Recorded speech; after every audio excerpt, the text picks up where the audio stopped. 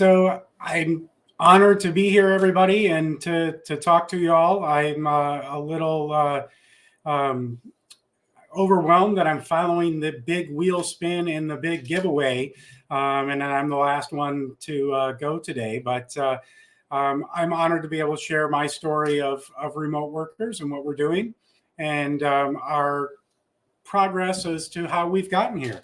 Um, I work for Growmark. Growmark is an agricultural cooperative. Most people don't know anything about Growmark. I'll tell you a little bit about how we're structured. As a cooperative, we work through local member cooperatives who then sell the products that we wholesale, buy in bulk, produce in bulk, and then deliver off to those members in smaller quantities. And then those members take it to the farm. We're on the energy side of things. I am a department of one that is that technical manager. So it was brought up in one of the earlier sessions that I am one of those control freaks that am an SME and don't want to rely on other people to build my trainings. So I build my trainings. But then in that structure, that farmer, so we're reaching all the way down to that end farmer. And in that structure, that farmer goes back up the chain that by buying from the member cooperative, they invest in it, they own parts of it, and they're on the board. And then vice versa, those member cooperatives go up to Growmark and own that and are on the board of Growmark. Our history is in the late 1920s. We started from like 9 counties in the state of Illinois. And really what they did was they banded together, trying to get dependable supply and pricing of things to the farm, mainly fuel, which is where we're at, the department that I'm in on the energy side. In the 50s and 60s, we adopted the FS logo. That's why no one really knows Growmark. All of our customers know FS. They know their local cooperative and that FS flag, that FS logo. And then in the 60s, Iowa and Wisconsin joined. At one point, every county in every one of those states had its own cooperative. We've kind of consolidated down and have fewer in each state now between closings and mergers and what have you. Today, since the 60s to today, we are encompassing all of North America. So we work through 229 different cooperative companies to reach those end users. We have 3 different product line brands. All of those cooperative companies have their own remote sales and delivery driver people that deliver fuel, and that we need to have discussing the value of using our fuel additives in those fuels and what it benefits those customers. And most of those guys, most of those people that do that do not have an office, do not have a computer. They just have their mobile phone and that's it. They live in that truck. So our history on our training, I joined the company in 2015 and kind of was given this product training role as part of my job. I'm going to have to, figure out what we've done in the past and how we're going to change it and how we're going to do things. And in 2015, I took a look at it. We wrapped around some things. It was all in person. It was very much a hands-on, in-person thing that we would travel out to a location, invite a bunch of people to come join our sessions. We would train them between the fuels and the lubricants. It was a 2-day session that we would go through with this. And we got a lot of pushback on it. We got a lot of pushback that people couldn't be out of the field that long. There was too much information. The culture was that the expectation was you're learning from a fire hose and we're just going to make you go back to it again and again and again until you finally get it all, because there's so much information that comes out in that 2 days that it's really impossible for someone to remember it all. We tried to wrap some different things around that, do some group work, do some projects, but it was really hard to manage that logistically and get the people. We were only getting about 8 to 10 actual salespeople, delivery people per session. Even when we wrapped it, we'd had bumps up of more people, but it'd be 8 to 10. In 2018, we were a little ahead of the curve. We were doing the in-person, but then we were also broadcasting it out as a webinar and recording it and allowing other people to join in and watch remotely from wherever they are while we gave the in-person training. And we pulled it down to a smaller, like 2-hour session at a time. Those had really low use rates, and we saw poor retention. We're measuring retention on, we have a program, it's called an Energy Advisor program. So our sales and delivery people will take a test, a technical test that gauges their product knowledge. And if they pass that test, they get an Energy Advisor accreditation. It gives them a bump of pay. They become kind of that expert for that company. But what we saw was not very many people being able to pass this test in that situation. We moved in 2021 to more mix, more on-demand online training, which we added in the adult learning concepts. I learned a program and started creating some of the adult learnings that go into our LMS. This was taking those full product presentations that are an hour to give in person and breaking them out into that product training at LMS. It was much more trackable. We could see who was doing it and who wasn't doing it. Still had low participation, but the people who actually did it, that we could see did the work, did much better on the tests. The pass rate on the test went way up for those people.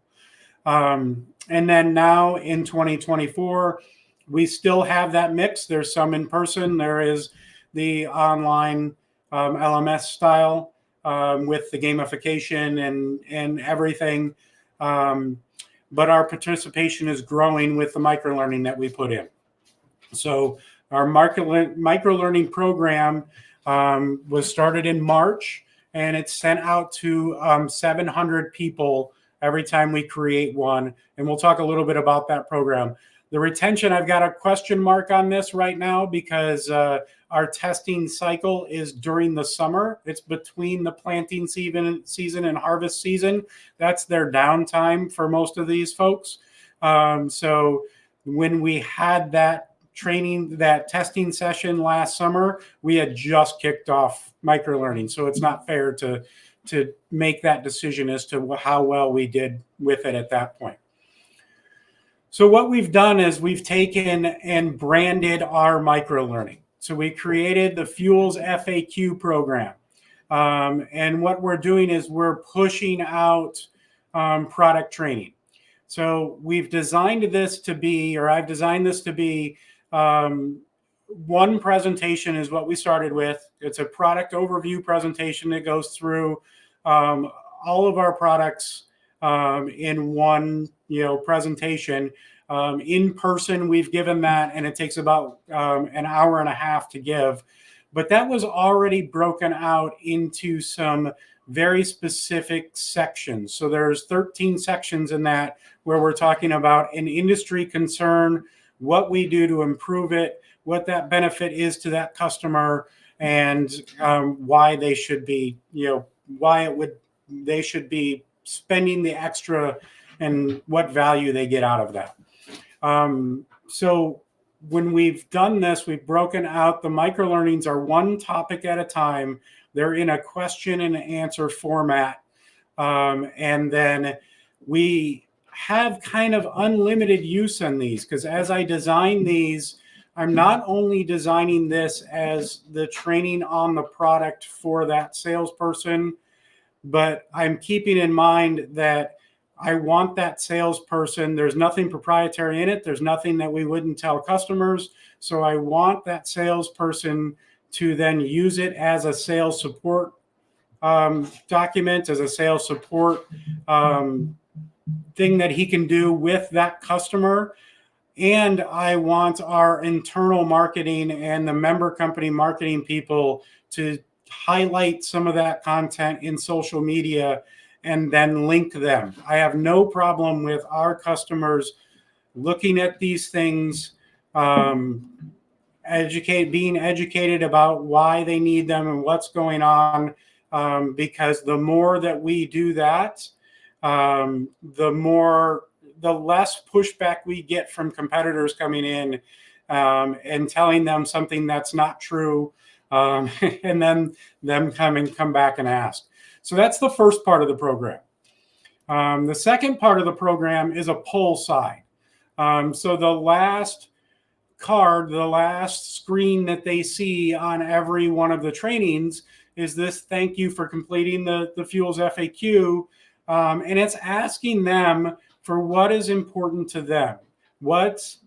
By looking at this, what questions did it bring up for them? What question didn't get answered? Is there something they disagree with, in it? Is there something to talk about? And we give them that button to directly click and email me with that question.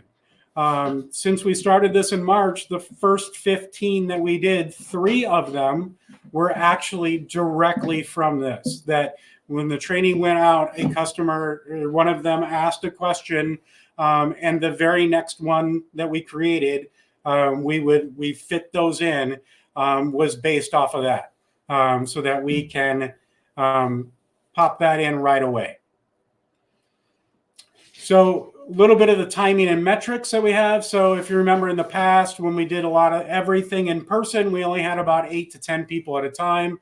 We added recordings in the interactive trainings online. We gained a few people, but we still got a lot of the pushback that these guys on a phone, even though the interactive trainings in the LMS are mobile responsive and can be done on the phone, it remembers where they're at, so they can do a couple minutes at a time. The big hurdle for them is logging in. So every time they'd pop that up and have to log in, they just wouldn't do it. They just close it. We got a lot of people not doing that. When we started sending out the fuels FAQs in March, we send them to about 700 people. The time frame I'm using is every 2 weeks. It gives me time that I'm creating one in the time between one sent and the next one goes. That 2-week turnaround is fine for that. It also seems to be natural that our clicks, our opens, we get a lot the first day. We get about maybe 3/4 of them the first day, with some reminders and things that go out. They taper down to that second week. They kind of go away. We send them, we picked a day, we send them every other Wednesday. And I sent one the Wednesday before Thanksgiving, and everybody thought I was crazy, but I still had 37 people open it and look at it. So I count that as a win. What we've also, and it's getting ingrained. Yesterday, one went out, and I got tied up in a meeting. And at 9 o'clock, I got a message from somebody asking when it was going to go out, because it was normally out by then. So people are expecting it. But we started out at that less than 10%, about 8%. And now we're approaching 20%. The one that just went out 2 weeks right before Thanksgiving to now, had 19% opened it. And we're actually seeing that when people open it, we're getting 90% of the people that open it actually complete it. So that has been very good for us as well. And right now, it's just really been word of mouth. It's been talking to our marketing groups, and it's been some of the managers are pulling groups together to look at them on Wednesdays. So our numbers may be a little bit skewed because of that. There's a couple examples over here on the right, if you guys want to take a look at them, of some of the ones that we do and the type of information that's out there. Again, nothing proprietary, nothing I wouldn't show to everybody else. So have at it, take a look. So what's next? What are we doing next? So the next thing we're doing is we're launching out the on-demand catalog. To this point, right now, we've only been sending them out, and then that's it. It's kind of up to them to keep the link, what have you. In January, we do what we call winter update meetings, and we will have a bunch of people get together. We'll have about 100 people at 7 different meetings. And what we're doing at that is sending them all the folder with the back catalog of these.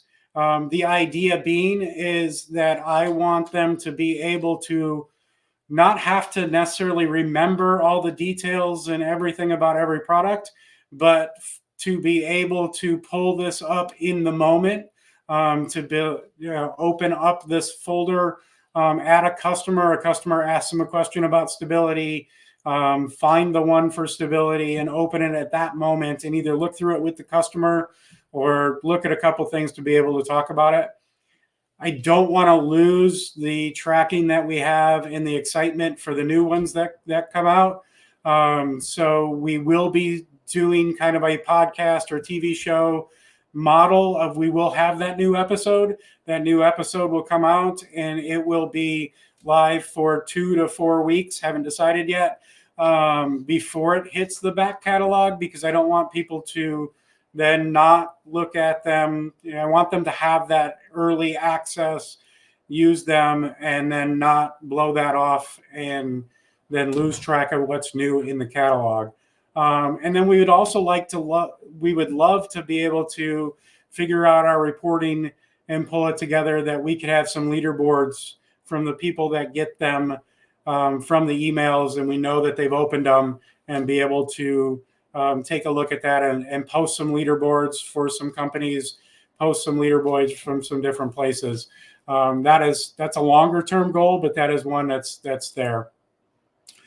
And then I'll end with this. So, I mean, these are just feedback I've gotten, unasked for feedback of just folks that I normally only hear from people when they have problems. So it's really kind of nice that when we're sending these out, that I sometimes get these back as to reactions as to what we've had in the training that we just did. So with that, I mean, any questions?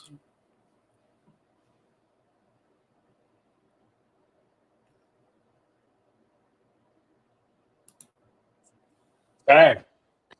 Well, so first of all, everybody, can we get a final round of applause for Curt and his presentation? And I saw a bunch of questions coming in about presentations and that, which those will all be shared. I love the focus that you're putting on it and meeting people where they are. And honestly, I also appreciate your honesty about, like, it hasn't all been perfect. And I'm curious, as you've done some of this stuff, are there any, like, the biggest lessons that you've walked away from? Like, obviously you've had some really positive change, but is there anything that really stands out that you went, I didn't expect this, or this is something we've learned through the experience? Yeah. So there's been a little bit of, I just had this conversation last week with my boss, because, looking at it, we have done, like I said, I've got 3 different brands. So, what I showed there is specifically one of those brands, and then I have to reskin and change for each of the other different brands. Yeah. We are seeing that we have some portions of our business, that some regions that are very responsive and some that are just awful. And so, that's brought about some of those discussions of how do we get the engagement from, some of these other locations, some of the other groups that we're not getting from our core group. Okay. Well, and like I said, I think your answer there just further validates my positive feedback to you of, I really appreciate when people don't come up and just say, we've cracked the code and everything's figured out and it's all perfect and everybody loves everything we do and no mistakes, because I've been around long enough to go, whenever somebody tells me that, I'm like, you're a liar. Because it's not the truth. Like, we all are still figuring this out, and the things we think work, sometimes they do and sometimes they don't. So I appreciate that, and I think it's an encouragement to everybody that we're all on this journey together. And I appreciate you sharing your story and everything. And Curt, I'll send you backstage as I just kind of wrap things up, and you can check the chat. There's a few little questions here, but I want to be sensitive to time. But thank you so much. Can we get one final round of applause for Curt and for all of our speakers and contributors to everything?